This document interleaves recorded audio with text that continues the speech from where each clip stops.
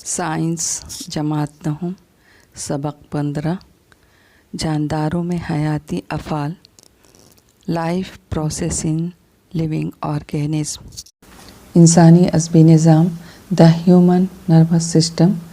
इंसानी अज़बी निज़ाम को हस्ब ज़ैल 3 हिस्सों में तकसीम किया जाता है। नंबर 1 मरकज़ी अज़बी निज़ाम सेंट्रल नर्वस सिस्टम।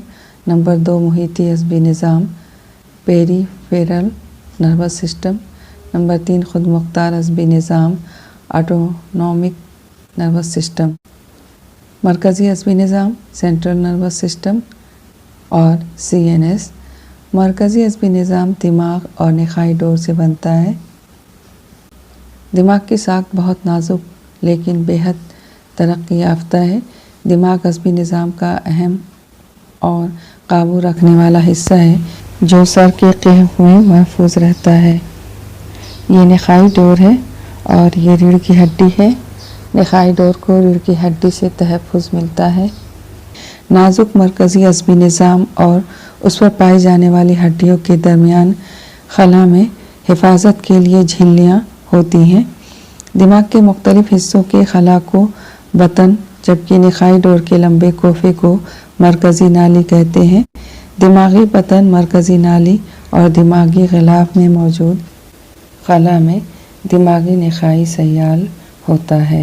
ये माए मरकज़ी अज़बी निज़ाम को तग़ज़ियाती मादे मुहैया करता है और ज़र्ब से उसकी हिफाजत करता है। बालिग़ इंसान के दिमाग का वज़न तकरीबन 1300 ता 1400 ग्राम होता है और वो 100 अरब अज़बी ख़ुलियात से बनता है। हमारे दिमाग का बायां हिस्सा जिस्म के दाएं हिस्से पर काबू रखता है जबकि दिमाग का दायां हिस्सा जिस्म के बाएं हिस्से पर काबू रखता है। इसके अलावा दिमाग का बायां हिस्सा हमारी गुफ्तगू, तहरीरी, इस्तदलाल, ख़याल पर काबू रखता है और दायां हिस्सा फ़नकाराना सलाहियत पर कंट्रोल रखता है। हमजहत ख़यालात, असरअंगेज़ ख़यालात, तख्लीक़ी नौ, फ़न और मौसीक़ी वग़ैरह दिमाग के बाएं हिस्से के अफ़ाल हैं।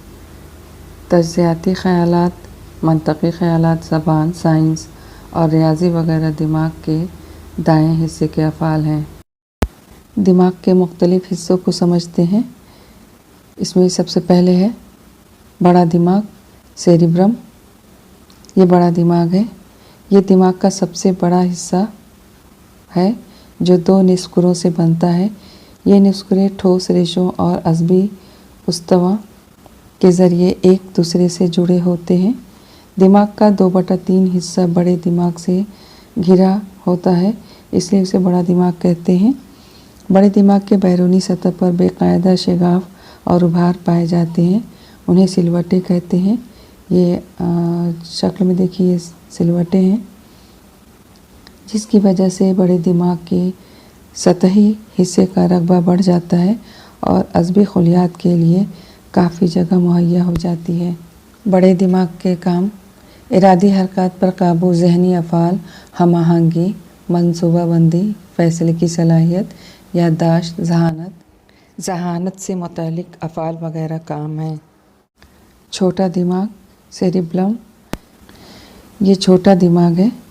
ये दिमाग का सबसे छोटा हिस्सा होता है। कुहफ़ के पिछले हिस्से में बड़े दिमाग की निचली जानिब होता है। उसमें उभार के बजाय सतह ऊंची नीची होती है। छोटे दिमाग के काम इरादी हरकत में हम आहंगी पैदा करना, जिस्म का तवाज़ुन बरकरार रखना वगैरह छोटे दिमाग के काम हैं। दिमागी तना ब्रेन स्टेम। ये दिमागी तना है। ये दिमाग का सबसे आखिरी हिस्सा है। इसकी लंबाई तकरीबन 3 मिलीमीटर होती है। इसके ऊपर के हिस्से में 2 उभरे हुए मुसल्लसी अजसाम होते हैं। उन्हें अहराम कहते हैं। उसका पिछला हिस्सा नखाई डोर में तब्दील होता है। दिमागी तना के काम दिल की धड़कन, दौरान खून, तनफ्फुस, छींकने, खांसने, लुआब दहन की इफराज और दूसरे गैर इरादी अफ़ाल पर काबू रखता है। نخائی ڈور اسپائنل کارڈ یہ مرکزی عصبی نظام کا حصہ ہے جو ریڑھ کی ہڈی میں محفوظ ہوتا ہے۔ یہ نیچے کی جانب کسی قدر چپٹا اور اس کا آخری حصہ ریشوں جیسا ہوتا ہے، اسے انتہائی ریشہ کہتے ہیں۔ نخائی ڈور کے کام: جلد، کان وغیرہ حساس اعضاء کی جانب سے دماغ کی جانب تیز رفتاری سے تحریک کی ترسیل کرنا، دماغ سے عضلات اور غدود کی جانب تیزی سے احکامات لے جانا، معکوس افعال میں ہم آہنگی کے مرکز کے طور پر افعال انجام دینا وغیرہ اس کے کام ہیں۔ محیطی عصبی نظام پیریفیرل نروس سسٹم: محیطی عصبی نظام میں عصبی نظام سے نکلنے والے اعصاب کا شمار ہوتا ہے۔ یہ اعصاب مرکزی عصبی نظام سے جسم کے تمام حصوں کو جوڑتے ہیں۔ یہ اعصاب دو قسم کے ہوتے ہیں۔ نمبر 1، کوفی اعصاب کرینیل نروس: دماغ سے نکلنے والے اعصاب کو کوفی اعصاب کہتے ہیں۔ سر، سینہ، پیٹ کے مختلف حصوں سے یہ جڑے ہوتے ہیں۔ کوفی اعصاب کی 12 جوڑیاں ہوتی ہیں۔ نمبر 2، نخائی اعصاب اسپائنل نروس: نخائی ڈور سے نکلنے والے اعصاب نخائی اعصاب کہلاتے ہیں۔ یہ ہاتھ، پیر، جلد اور جسم کے دوسرے حصے سے جڑے ہوتے ہیں۔ نخائی اعصاب کی 31 جوڑیاں ہوتی ہیں۔ خود اختیاری عصبی نظام آٹونومک نروس سسٹم: دل، پھیپھڑے، معدے جیسے غیر ارادی اعضاء میں موجود اعصاب سے خود اختیاری عصبی نظام تیار ہوتا ہے۔ اس پر ہمارا کوئی قابو نہیں ہوتا۔ افعال منقصہ ریفلیکس ایکشن: ماحول کے کسی غیر متوقع محرک کے جواب میں فوری رد عمل کو فعل منقصہ کہتے ہیں۔ ہم کچھ واقعات میں بغیر کچھ سوچے سمجھے رد عمل کرتے ہیں۔ اس عمل پر ہمارا کسی قسم کا قابو نہیں ہوتا۔ یہ عمل یعنی ماحول کے محرک کو دیا ہوا جوابی عمل ہے۔ ایسی حالت میں دماغ کے بغیر بھی قابو اور ہم آہنگی برقرار رہتی ہے۔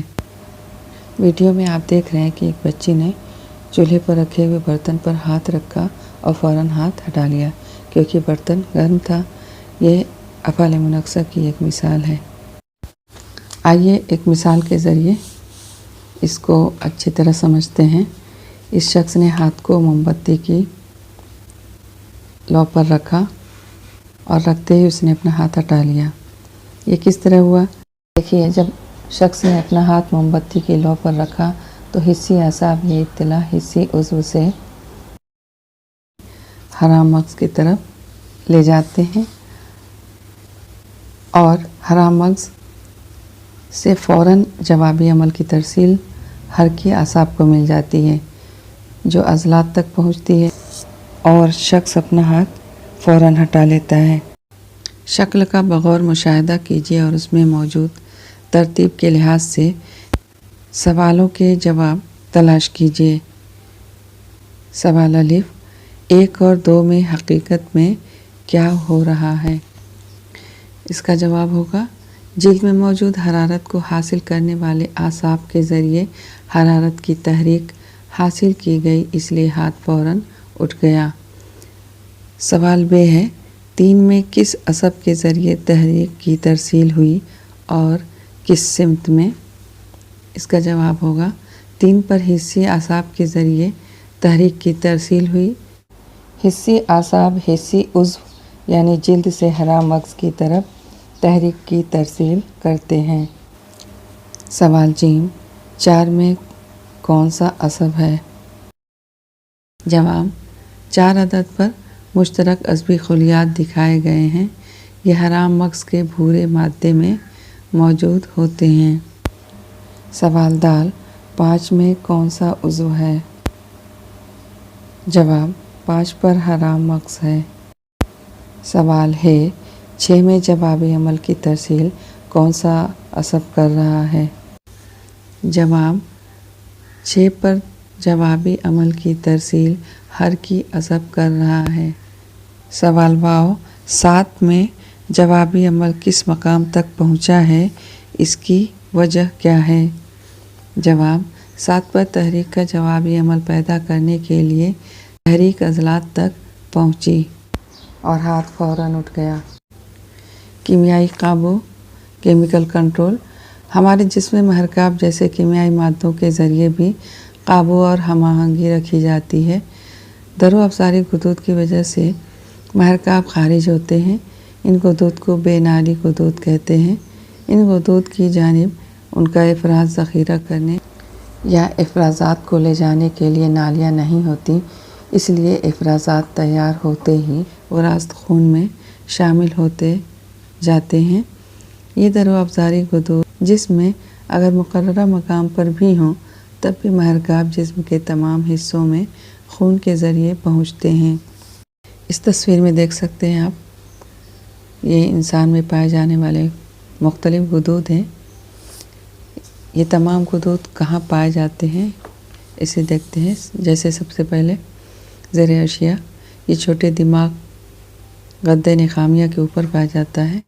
صنوبری غدہ دماغ کے وسط میں گہری ایک ایسی جگہ واقع ہوتی ہے جس کو ایپیتھالمس کہتے ہیں یا اسے بر ارشیا کہتے ہیں، جہاں دماغ کے دو حصے مل جاتے ہیں۔ غدہ نخامیہ یہ جو ہے دماغ کے قاعدے پر پایا جاتا ہے۔ درقیہ غدود یہ گردن کے درمیانی حصے میں سانس کی نالی کے سامنے دونوں جانب پائے جاتے ہیں۔ نزدرقیہ غدود یہ گدہ درقیہ کے پیچھے چار غدود ہوتے ہیں۔ تیموسیہ غدود یہ سینے کے پنجرے میں دل کے قریب پائے جاتے ہیں۔ برگدوی گدہ یہ دونوں گردوں کے اوپر پائے جاتے ہیں۔ بیضہ دان یہ خواتین میں رحم کے دونوں جانب پائے جاتے ہیں۔ انشے یہ سفن میں پائے جاتے ہیں۔ یہ تمام غدود مختلف محرکات خارج کرتے ہیں اور ان کے کام بھی مختلف ہوتے ہیں۔ آئیے ایک غدود کے محرکات کو سمجھتے ہیں۔ یہ برگدوی گدہ ہے جو دونوں گردوں کے اوپری حصے میں پایا جاتا ہے۔ اس میں خارج ہونے والے محرکات ایڈرینولین، نور ایڈرینولین، کورٹیکوسٹیرائڈ یہ محرکات خارج ہوتے ہیں۔ اب اس میں خارج ہونے والے محرکات جیسے ایڈرینولین، اس کے کام جو ہے ہنگامی حالات، جذباتی حالات کے برتاؤ پر قابو رکھنا ہے، اور نور ایڈرینولین کے کام ہے دل اور دوران خون، نظام کو تحریک دینا اور قولی عمل کو تحریک دینا ہے۔ کورٹیکوسٹیرائڈ محرکات کا کام ہے سوڈیم پوٹیشیم کے توازن اور تحولی عمل کو تحریک دینا ہے۔ اس طرح آپ سمجھ گئے ہوں گے کہ مقررہ مقام پر غدود ہوتے ہیں اور محرکات خارج کرتے ہیں۔ جب محرکات خارج ہوتا ہے تو براہ راست خون میں شامل ہو جاتا ہے اور جہاں ضروری ہوتا ہے وہاں خون کے ذریعے پہنچتا ہے۔ در و افرازی غدود عصبی نظام کی طرح قابو اور ہم آہنگی کی ذمہ داری پوری کرتے ہیں۔ جس میں مختلف افعال پر قابو اور ہم آہنگی قائم رکھنے کے کام یہ دونوں نظام ایک دوسرے کی مدد کرتے ہیں۔ ان دو نظاموں میں واضح فرق یعنی اعصابی لہریں جلد لیکن قلیل وقت کے لیے ہوتی ہیں، جبکہ محرکات کا عمل بہت سست رفتار سے ہونے والا لیکن طویل مدت تک قائم رہنے والا عمل ہے۔ جسمانی ضرورت کے لحاظ سے محرکات کی مقدار کا افراز بے حد ضروری ہے، اس لیے مخصوص میکانزم کام کرتا ہے۔ محرکات کے رساؤ کا تناسب اور وقت اس کا باز یافتگی میکانزم کہا جاتا ہے۔